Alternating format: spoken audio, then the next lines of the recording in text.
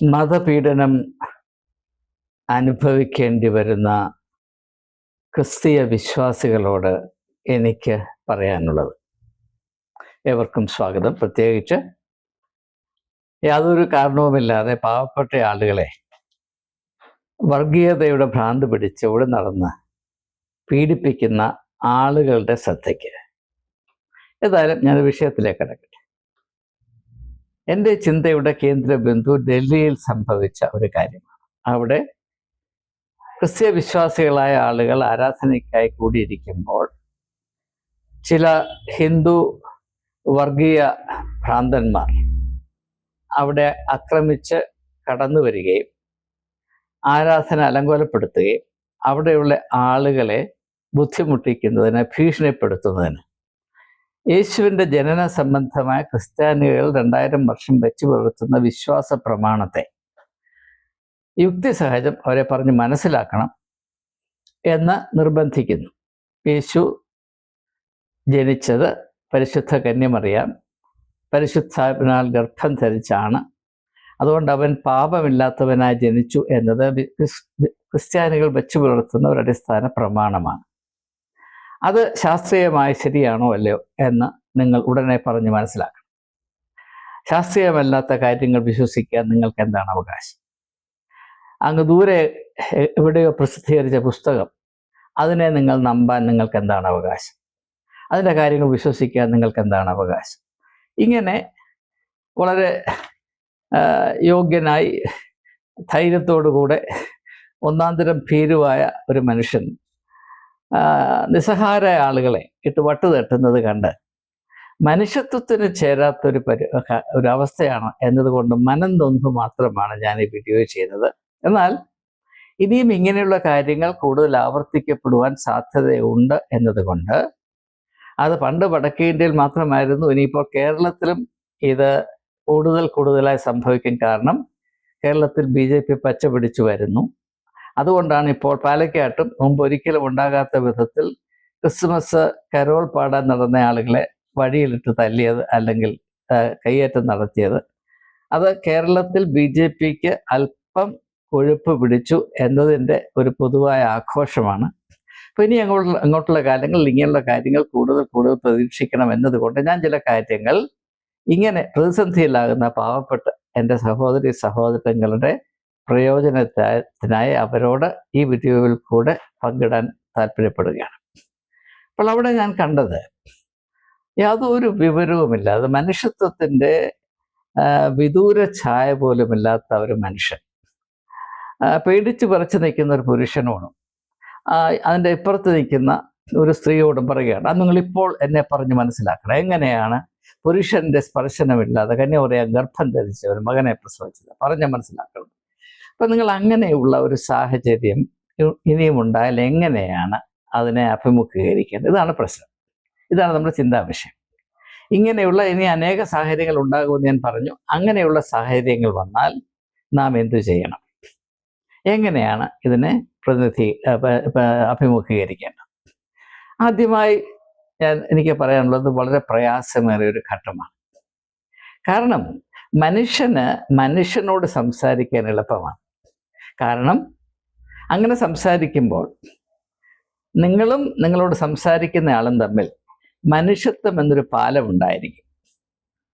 എന്നാൽ അങ്ങനെ മനുഷ്യത്വത്തിൻ്റെ പാലമില്ലാതെ മൃഗീയമായി മാത്രം ഇടപെടുവാൻ അതിക്രമിച്ച് കടന്നു വരുന്ന ഒരു വ്യക്തിയോട് എന്തെങ്കിലും ആശയം പറഞ്ഞ് മനസ്സിലാക്കാൻ പ്രയാസമാണെന്ന് മാത്രമല്ല, അത് തികച്ചും അസാധ്യമാണ്.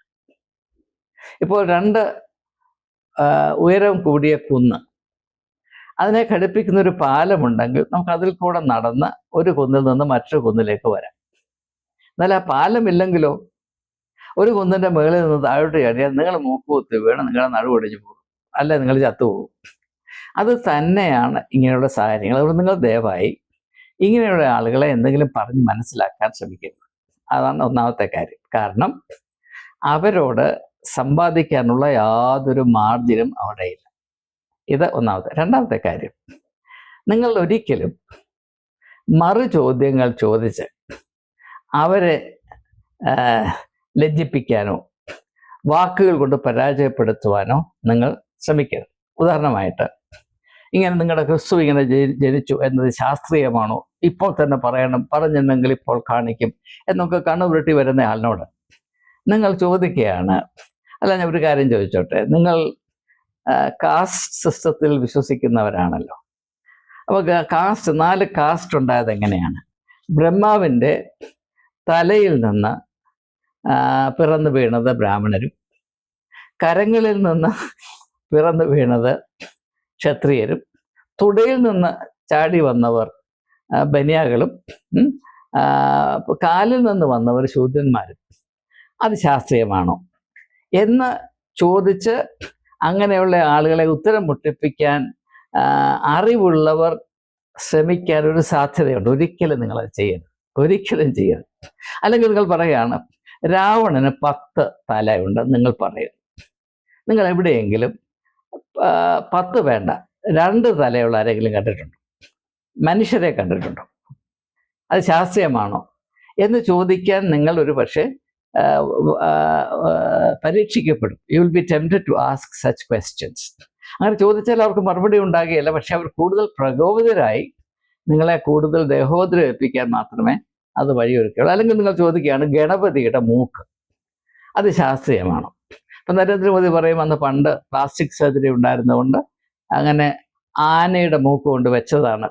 അപ്പം അതിനേക്കാൾ വലിയ അപമാനമില്ല വാസ. ദൈവത്തിന് ആനയുടെ മൂക്ക് സർജറി കൊണ്ട് ഉണ്ടാക്കി കൊടുക്കേണ്ടത് മനുഷ്യനാണ് എന്ന് പറയുന്നതിനേക്കാൾ വലിയ ദൈവനിന്ദയില്ല എന്നത് ആർക്കാണ് മനസ്സിലാക്കാൻ കഴിയാത്തത്?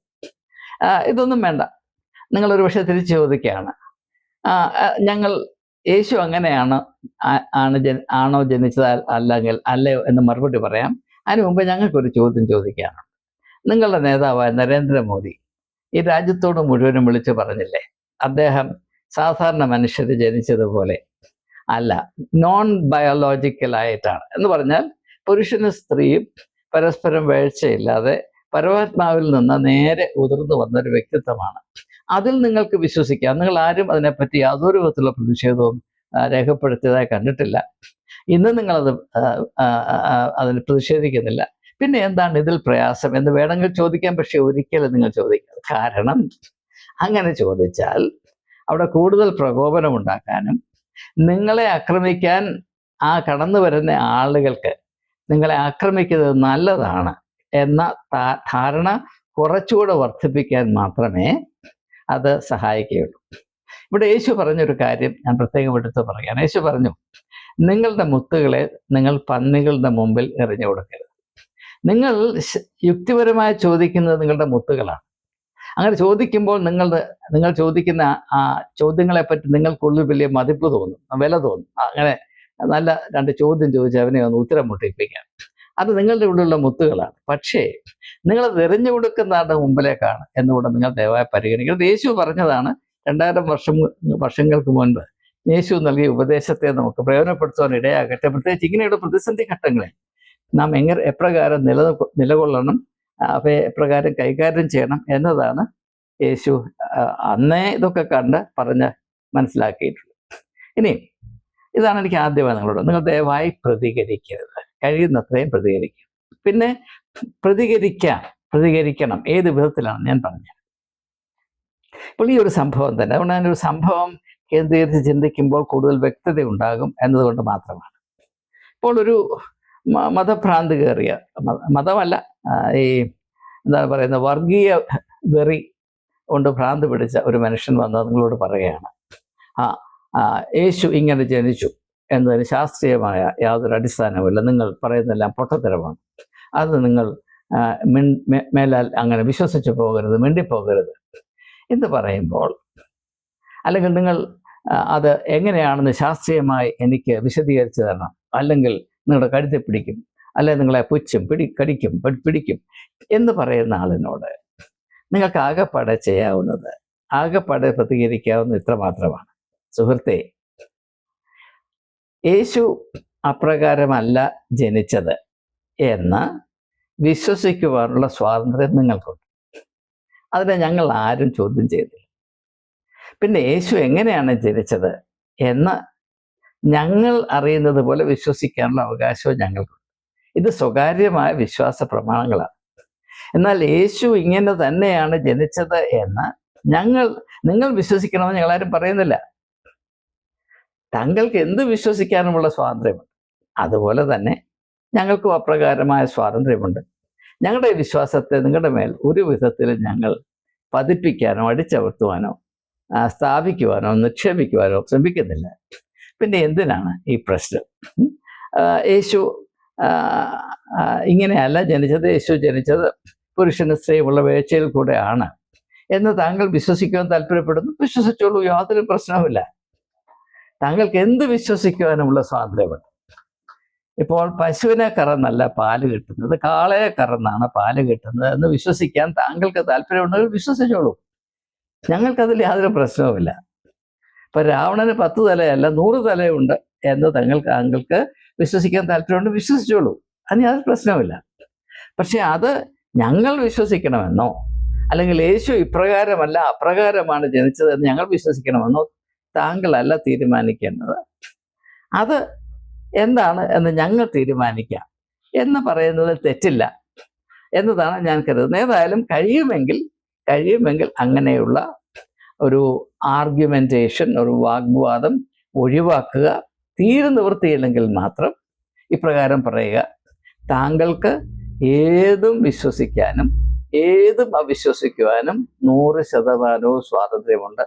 ആ സ്വാതന്ത്ര്യത്തെ ഞങ്ങൾ പരിപൂർണമായി ബഹുമാനിക്കുന്നു, അംഗീകരിക്കുന്നു. അതുപോലെ തന്നെ താങ്കളെപ്പോലെ തന്നെ ഞങ്ങൾക്കും ചില കാര്യങ്ങൾ വിശ്വസിക്കാനുള്ള അവകാശമുണ്ട്. അതുകൊണ്ട് നമുക്ക് ആ വിശ്വാസ പ്രമാണങ്ങൾ അങ്ങോട്ട് മാറ്റിവെച്ചിട്ട് മനുഷ്യരെന്ന നിലയിൽ പരസ്പരമായി സ്നേഹം, സൗഹാർദ്ദം നിലനിർത്താൻ ഒരു കപ്പ് ചായ കുടിക്കാൻ താല്പര്യമുണ്ടോ എന്ന് പറഞ്ഞ് അതങ്ങ് ഒഴിവാക്കുന്നതാണ് നല്ലത്. ഇനിയും രണ്ടാമതായിട്ട്, ഇങ്ങനെയുള്ള സംഭവങ്ങൾ വരുമ്പോൾ നാം നിശ്ചയമായും ചെയ്യേണ്ട കാര്യം മതം എന്നാൽ എന്താണ് എന്നതിനെപ്പറ്റി നമുക്ക് വ്യക്തമായ ധാരണ വേണം.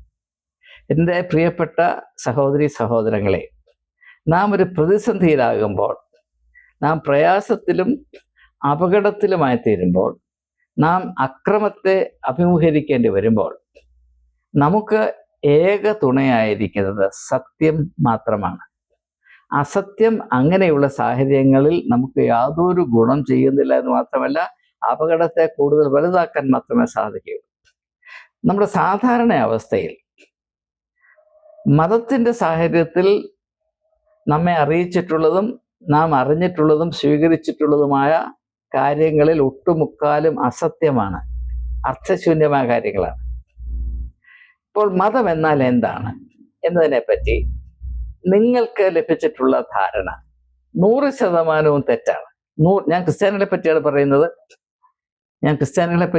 നിങ്ങൾക്ക്, എൻ്റെ സഹോദരി സഹോദരന്മാർ, നിങ്ങൾക്ക് പരമ്പരാഗതമായി വിളമ്പി തന്നിട്ടുള്ള മതത്തെ പറ്റിയുള്ള അറിവ് 100% തെറ്റാണ്. നിങ്ങൾ യേശുവിനെ ശ്രദ്ധിക്കുമെങ്കിൽ ഞാൻ പറയുന്നത് ശരിയാണെന്ന് മനസ്സിലാക്കും. യേശു മതത്തെ എങ്ങനെയാണ് അവതരിപ്പിച്ചത്? വളരെ മനോഹരമായി, അർത്ഥശങ്കയ്ക്ക് വകയില്ലാത്ത വിധത്തിൽ വളരെ വ്യക്തമായി യേശു അത് അറിയിച്ചിട്ടുണ്ട്. മത്തായി സുവിശേഷം 5-ാം അധ്യായത്തിൻ്റെ 14 മുതൽ 16 വരെയുള്ള വാക്യങ്ങൾ ദയവായി വായിക്കുക. മതം എന്താണെന്ന് യേശുവിനോട് ചോദിച്ചാൽ യേശു പറയും, നിങ്ങളുടെ ഓരോരുത്തരുടെയും ഉള്ളിൽ വെളിച്ചമുണ്ട്. ആ വെളിച്ചം ദൈവീകമായ സ്വഭാവത്തെ സൂചിപ്പിക്കുന്നു. ദൈവം നന്മയുടെ പൂർണ്ണതയാണ്.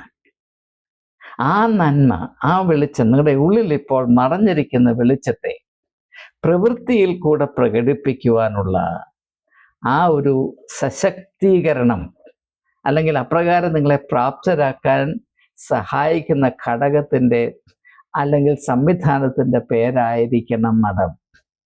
അല്ലാതെ ആചാരാനുഷ്ഠാനങ്ങൾ കൊണ്ട് മനുഷ്യന് എന്തെങ്കിലും പ്രയോജനമുണ്ട് എന്ന് നിങ്ങൾ ദയവായി കരുതരുത് എന്ന് യേശു 2 കൈയും കൂപ്പി നിങ്ങളോട് പറയും.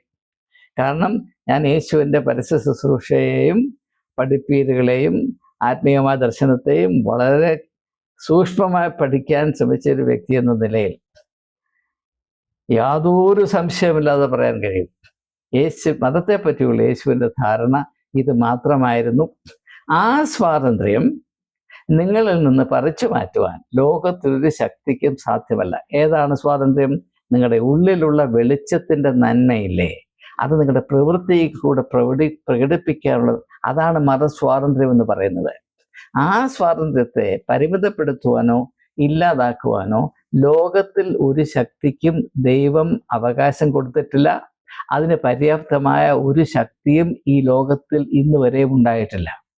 അതുകൊണ്ട് മതസ്വാതന്ത്ര്യം എന്ന് പറയുമ്പോൾ എനിക്കതിനെപ്പറ്റി അല്പം പോലും ശങ്കയില്ല. കാരണം എൻ്റെ ഉള്ളിലുള്ള വെളിച്ചം, എൻ്റെ ഉള്ളിലുള്ള നന്മ, എൻ്റെ ഉള്ളിലുള്ള ദൈവികമായ അഭിരുചികൾ പ്രകടിപ്പിക്കാനുള്ള സ്വാതന്ത്ര്യം എനിക്ക് 100%ഉണ്ട്. അതൊരു സംഘപരിവാറിൻ്റെയോ ബജരംഗ് ദളിൻ്റെയോ വിശ്വ പരിഷത്തിൻ്റെയോ ആരുടെയും ഔദാര്യമല്ല, ആരുടെയും അനുവാദവും എനിക്ക് ആവശ്യമില്ല. ഞാൻ 100% സ്വതന്ത്രനാണ്. അതേസമയം ഞാൻ യേശു ജനിച്ചെന്നും പറഞ്ഞ് വഴിയെ ഇങ്ങനെ പൊട്ടിക്കൊണ്ട് നടന്നാൽ ഒന്നിൽ മാർഗദർശനം നടത്തുക, അല്ലെങ്കിൽ ഒളിപ്പോയി നടത്തുക, അല്ലെങ്കിൽ വന്ന് മൂക്കിടിക്കുക, അതൊക്കെ ചെയ്യാൻ ആൾക്ക് കഴിയും. അതും യേശുവിൻ്റെ മാർഗവുമായിട്ട് യാതൊരു ബന്ധവുമില്ല. ഇപ്പം പള്ളിയിൽ പോയാൽ മാത്രമേ ആരാധിക്കാവൂ, അത് മതമാണ്. നിങ്ങൾ മനസ്സിലാക്കേണ്ടത് യേശുവിൻ്റെ മാർഗവും ക്രിസ്തു മതവും തമ്മിൽ ഒരു ബന്ധവുമില്ല എന്നാണ് ഇന്നത്തെ സത്യം. നിങ്ങൾ ഈ തല്ലുകൊള്ളുന്നതും ആളുകളുടെ എന്താ പറയുന്നത് പുച്ഛത്തിന് ഇരയായിത്തീരുന്നതും നിങ്ങൾക്ക് യുക്തിയില്ലാത്തവരാണെന്ന്, നിങ്ങൾ പോഷന്മാരാണെന്നും പൊട്ടന്മാരാണെന്നും ഭ്രാന്തന്മാരെന്നൊക്കെ ആളുകൾ പറയുന്നത് ഈ മതത്തിൻ്റെ അന്ധകാരത്തെ നിങ്ങൾ ആത്മീയ വെളിച്ചമായി തെറ്റിദ്ധരിച്ചിരിക്കുന്നത് കൊണ്ടാണ്. നിങ്ങൾ യേശുവിലേക്ക് തിരിയുമെങ്കിൽ യേശുവിൻ്റെ ആദർശങ്ങളെ മനസ്സിലാക്കി അതിനെ പ്രാവർത്തികമായി പ്രയോജനപ്പെടുത്തി നിങ്ങളുടെ വ്യക്തിത്വത്തെ വളർത്തിയെടുക്കുമെങ്കിൽ നിങ്ങൾ എല്ലാവരുടെയും കണ്ണിൽ ഒരു അത്ഭുതമായി തീരും, യാതൊരു സംശയവുമില്ല. മതസ്വാതന്ത്ര്യം എന്താണെന്ന് നിങ്ങൾക്ക് വ്യക്തമായി മനസ്സിലാകും. ആ മതസ്വാതന്ത്ര്യത്തെ ഹനിക്കാനായി ലോകത്തിലൊരു ശക്തിയുമില്ല എന്ന് ഞാൻ ആവർത്തിച്ച് പറയുകയാണ്. ആ ഒരു വെളിച്ചം നിങ്ങളുടെ ഉള്ളിലുള്ളത് പ്രകടിപ്പിക്കാനുള്ള ക്ഷമത നിങ്ങൾക്കുണ്ട് എങ്കിൽ നിങ്ങളെ ആക്രമിക്കാൻ വരുന്നവരും ഒരു പക്ഷേ വളരെ വ്യത്യാസമുള്ള കാഴ്ചപ്പാട് പ്രാപിച്ചുകൊണ്ട് നിങ്ങളുടെ മധ്യത്തിൽ നിന്ന് കടന്നു പോകും. പണ്ട് ചെറുപ്പത്തിൽ ഞാൻ വായിച്ചൊരു കവിതയിൽ ഇങ്ങനെ പറയുന്നുണ്ട്, "Those who came to scoff remained to pray." നിങ്ങളെ കളിയാക്കാൻ വരുന്നവർ കളിയാക്കൽ ശ്രമം അങ്ങ് മാറ്റിവെച്ചിട്ട് നിങ്ങളുടെ കൂടെ ഇരുന്ന് ആരാധിക്കുന്ന നാൾ വരുന്നു. ആ പ്രത്യാശയില്ലാത്തവർക്ക് എന്ത് വിശ്വാസമാണുള്ളത്? അപ്പോൾ ഇങ്ങനെയുള്ള സംഭവം മതപീഡനത്തിൽ കൂടെ നമുക്ക് കടന്നു പോകാൻ ഇടയാകുമ്പോൾ അത് ഒരു നല്ല അവസരമായി കാണുക. എന്തവസരമാണ്? യഥാർത്ഥത്തിൽ മതം എന്നാൽ എന്താണ് എന്നത് വ്യക്തമായി തിരിച്ചറിയാനുള്ള ഏറ്റവും നല്ലൊരു അവസരമായി ഇതിനെ പ്രയോജനപ്പെടുത്തുക. ഇതാണ് എനിക്ക് രണ്ടാമതായിട്ട് നിങ്ങളോട് പറയാനുള്ളത്. മൂന്നാമതായിട്ട് ചരിത്രം നമ്മെ അറിയിക്കുന്നൊരു കാര്യമുണ്ട്. അതായത് നമുക്ക് പീഡനം സംഭവിക്കുന്നത്, പീഡനം അല്ലെങ്കിൽ പ്രയാസം, പ്രതിസന്ധി അഭിമുഖീകരിക്കേണ്ടി വരുന്നത് വെറുതെയല്ല. അത് യുക്തിരാഹിത്യം കൊണ്ടല്ല, അത് ചുമ്മാ നടക്കുന്നതല്ല. അതിൽ ഒരു വലിയ സത്യം അടങ്ങിയിരിപ്പുണ്ട്. അതെന്താണ്? നിങ്ങൾ ചരിത്രം ഒന്ന് ശ്രദ്ധിക്കുമെങ്കിൽ പഴയ നിയമ ചരിത്രമുണ്ട്, അല്ലാതെ മതേതര ചരിത്രമുണ്ട്. ഞാനിത് രണ്ടും ശ്രദ്ധിച്ചിട്ടുണ്ട്. ഈ രണ്ടിലും പൊതുവായി ഞാൻ കണ്ടിട്ടുള്ളത്, ഏതെങ്കിലും ഒരു ജനസമൂഹം ആധ്യാത്മികമായും ധാർമ്മികമായും അധപ്പതിക്കുമ്പോൾ അവർ ഇപ്രകാരമുള്ള പ്രതിസന്ധിയിൽ ആയി പോകാറുണ്ട്. അവർ പീഡിപ്പിക്കപ്പെട്ടിട്ടുണ്ട്, അവർ അടിമത്തത്തിലേക്ക് ആയിപ്പോയിട്ടുണ്ട്, അവർ അക്രമത്തിന് ഇരയായിട്ടുണ്ട്, അവർ മരണത്തിന് കീഴ്പ്പെട്ടിട്ടുണ്ട്. അപ്പോൾ നമുക്ക് ഇപ്രകാരമുള്ള പ്രതിസന്ധി സംഭവിക്കുമ്പോൾ അത് നാം തീയിൽ ഉരുക്കി ശുദ്ധീകരിച്ച തങ്കം പോലെ ഒരു മേൽത്തരമേറിയ അവസ്ഥ പ്രാപിപ്പാനുള്ള ഒരു എന്താണ് പറയുന്നത്, ഇൻഡയറക്റ്റ് ആയിട്ടുള്ളൊരു ആഹ്വാനമായിട്ട് വേണം അതിനെ കാണാൻ. നാം ധാർമ്മികമായി അധപ്പതിച്ചുവെങ്കിൽ, നാം ആധ്യാത്മികമായ അന്ധകാരത്തിലായിരിക്കുന്നുവെങ്കിൽ ന്യായമായും നമുക്ക് ഇപ്രകാരമുള്ള പീഡനം ഉണ്ടായേ മതിയാകുകയുള്ളൂ. അത് ലോകത്തിൻ്റെയും ജീവിതത്തിൻ്റെയും നിയമമാണ്. അപ്പം നമുക്ക് ഇപ്രകാരം ഒരു പ്രതിസന്ധി ഉണ്ടാകുമ്പോൾ മനസ്സിലാക്കേണ്ട കാര്യം, നമ്മുടെ ജീവിതത്തിൽ, നമ്മുടെ മതജീവിതത്തിൽ കാര്യമായ തിരുത്തലിൻ്റെ ആവശ്യമുണ്ട്. ഇന്ന് ഭാരതത്തിൽ, പ്രത്യേകിച്ച് കേരളത്തിൽ, ക്രിസ്തീയ വിശ്വാസ സമൂഹം ക്രിസ്തീയ സഭകൾ ധാർമ്മികമായും ആധ്യാത്മികമായും പൂർവാധികം അധപ്പതിച്ചു എന്ന യാഥാർത്ഥ്യം നിരാകരിക്കാൻ ആർക്കെങ്കിലും സാധിക്കും? അങ്ങനെ അല്ല എന്ന് ആർക്കെങ്കിലും പറയാൻ സാധിക്കും? നമ്മുടെ ഇടയിൽ സ്ഥിതി ചെയ്യുന്ന അവസ്ഥ വാസ്തവത്തിൽ നമ്മെ ഞെട്ടിപ്പിക്കേണ്ടതാണ്. എൻ്റെ അഭിപ്രായത്തിൽ ഇങ്ങനെ മതപീഡനത്തിന് നാം ഇരയാകുന്നു എന്നതിനേക്കാൾ നമ്മെ വേദനിപ്പിക്കുകയും ഞെട്ടിപ്പിക്കുകയും ചെയ്യേണ്ടത് നമ്മുടെ തകർച്ച, നമ്മുടെ ആത്മീയവും ധാർമ്മികവുമായ തകർച്ച ഇത്ര ഭീകരമാണല്ലോ എന്നതാണ്. നമ്മുടെ തകർച്ചയുടെ ഫലമായിട്ടാണ് ഇപ്രകാരമുള്ള പ്രതിസന്ധി ഉണ്ടാകുന്നത് എന്ന ഇത് നിങ്ങൾക്ക് കുറച്ചുകൂടെ വ്യക്തമായി മനസ്സിലാക്കണമെങ്കിൽ അതിന് ഉതകുന്നൊരു പുസ്തകം ഞാനൊന്ന് പരിചയപ്പെടുത്തട്ടെ. എനിക്ക് വളരെ ഇഷ്ടമുള്ള ഒരു എഴുത്തുകാരിയാണ് ഹന്ന അറൻഡ് എന്ന് പറയും. ARENDT. Hannah HANNAH. അവർ ജർമ്മനിയിൽ ജനിച്ചു വളർന്ന വ്യക്തിയാണ്. ഹിറ്റ്ലറുടെ കാലത്ത് ജീവൻ രക്ഷിക്കാൻ വേണ്ടി ഓടി പാരീസിൽ കൂടെയൊക്കെ പോയി അവസാനം അമേരിക്കയിൽ ചെന്നെത്തി അവർ വലിയൊരു ചിന്തകയായി മാറി. എനിക്ക് വളരെ ഇഷ്ടമുള്ളൊരു പുസ്തകമാണ് ദി ഒറിജിൻസ് ഓഫ് ടോട്ടാലിറ്റേറിയനിസം എന്ന പുസ്തകം. The origins of totalitarianism. എൻ്റെ ഓർമ്മ ശരിയാണെങ്കിൽ 1951 1950 ആ സമയത്ത് പബ്ലിഷ് ചെയ്തൊരു പുസ്തകമാണ്.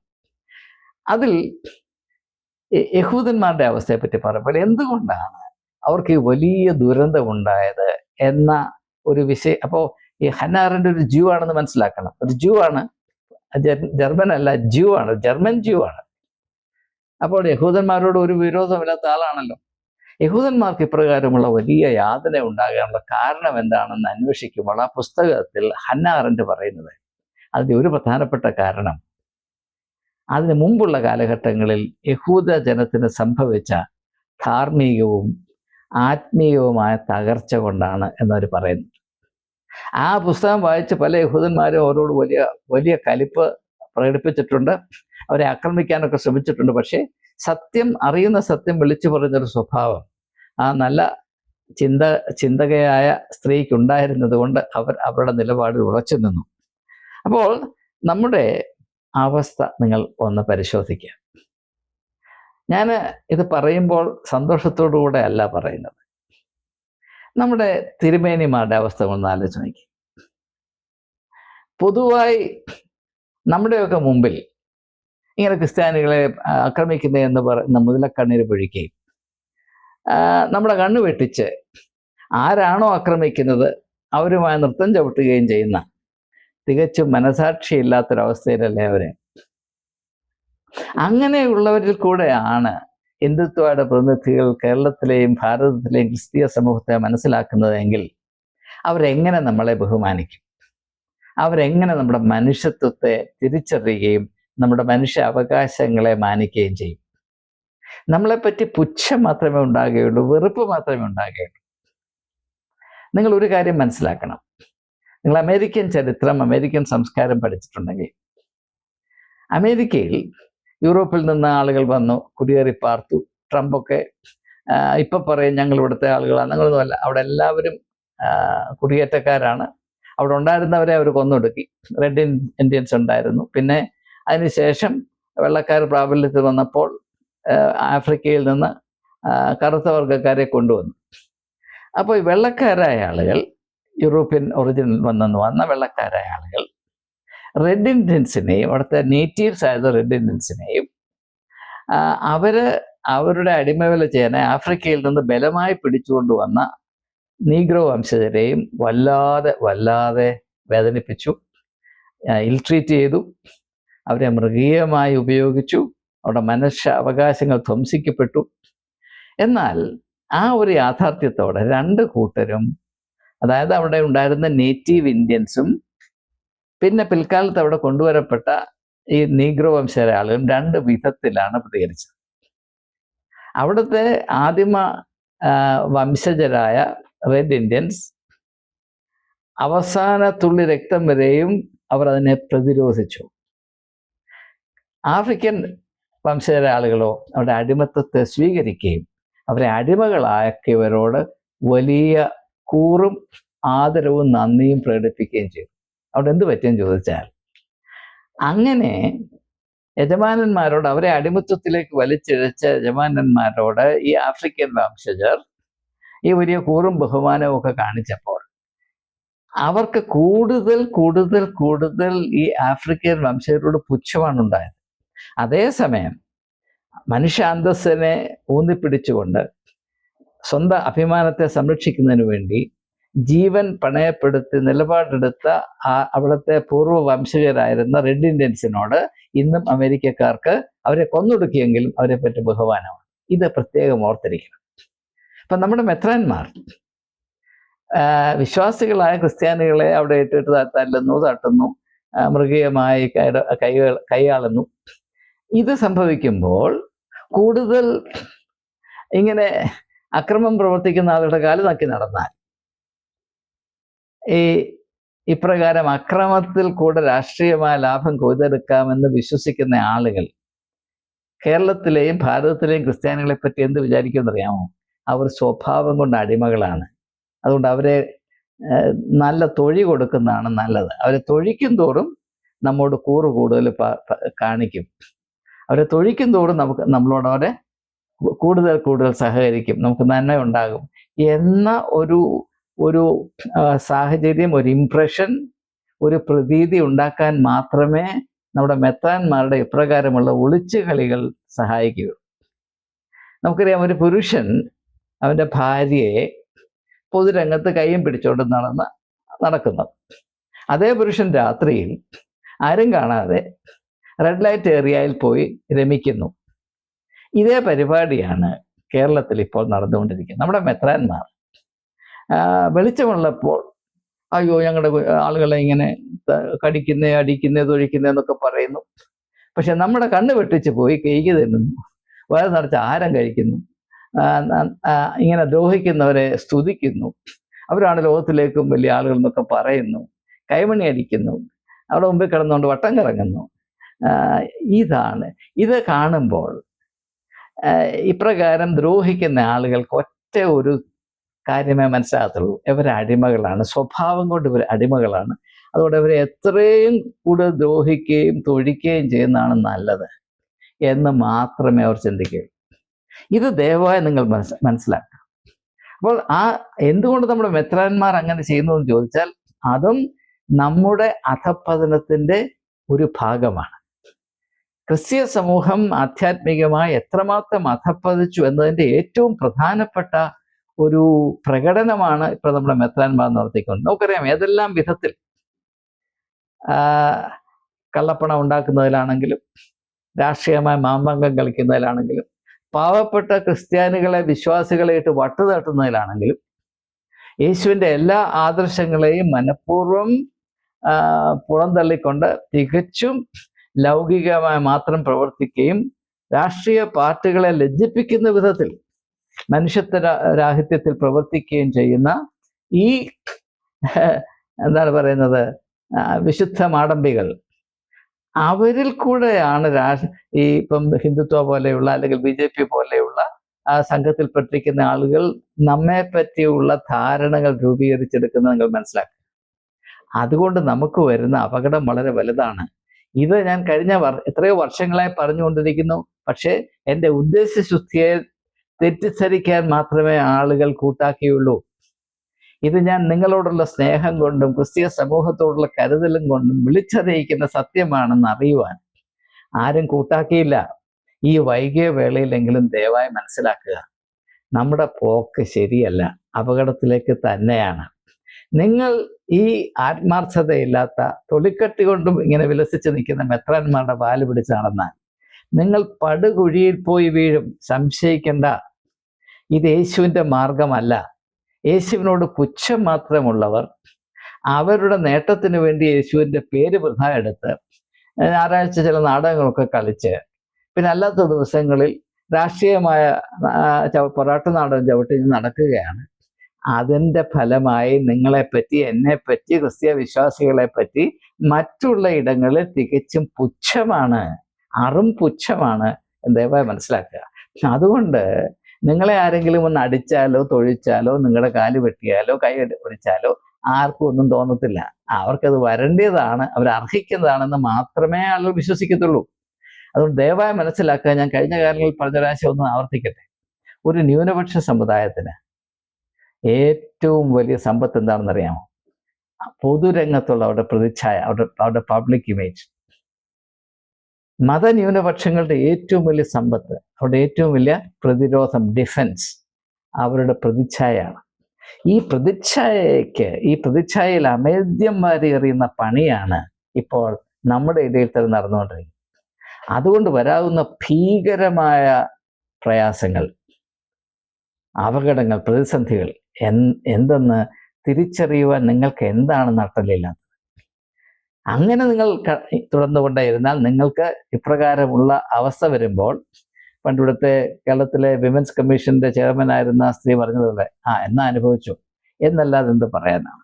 അപ്പൊ ദയവായി നമ്മുടെ അഭിരുചികൾ ഇത്രമാത്രം വഷളായിക്കൊണ്ടിരിക്കുമ്പോൾ നാം തിരഞ്ഞെടുക്കുന്നത് മുഴുവനും നമുക്ക് അപകടമുള്ള കാര്യങ്ങൾ. നമുക്കറിയാം, ഇത് സുവിശേഷത്തിൽ വളരെ വ്യക്തമായി രേഖപ്പെടുത്തിയിട്ടുണ്ട്. അതും കൂടെ ഞാൻ പറഞ്ഞിട്ട് സമയം അതിക്രമിച്ചു പോയതുകൊണ്ട് ഞാൻ അതും കൂടെ സൂചിപ്പിച്ച് നിർത്താൻ പോകുകയാണ്.